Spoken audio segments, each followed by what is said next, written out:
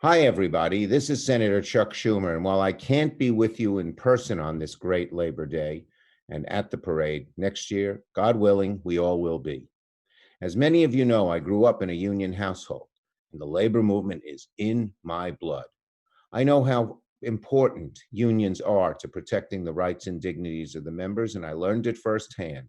And so I want to thank CLC, the great New York Central Labor Council, for everything that you do day in, day out, to protect workers and give them a seat at the table. Your work's needed now more than ever. Brothers and sisters, we're commemorating this Labor Day in the midst of a national crisis for American workers on two fronts: the greatest economic crisis since the Great Depression, the greatest public health crisis since the Spanish flu epidemic.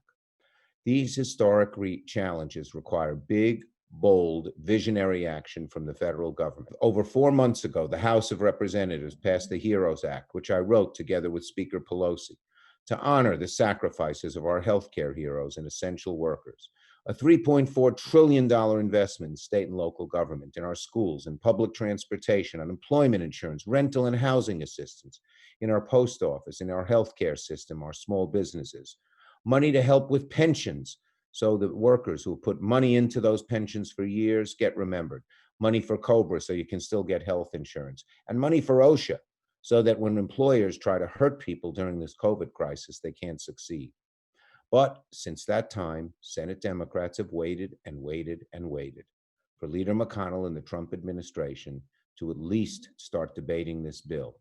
First, all we heard was silence. Then we heard excuses for delay. And now we're hearing rumors about a so-called skinny bill that falls insultingly short of the challenges we face as a country. Right now, we need all of you, your unions, your membership, to keep pushing the colleagues in Republican states across the country to make the case why we need the HEROES Act ASAP.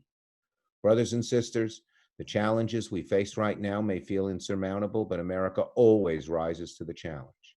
And New York is often the one leading the way, just as we did after 9/11, after the financial crisis, after Superstorm Sandy. And God willing, should I become majority leader and Biden become president, guess what?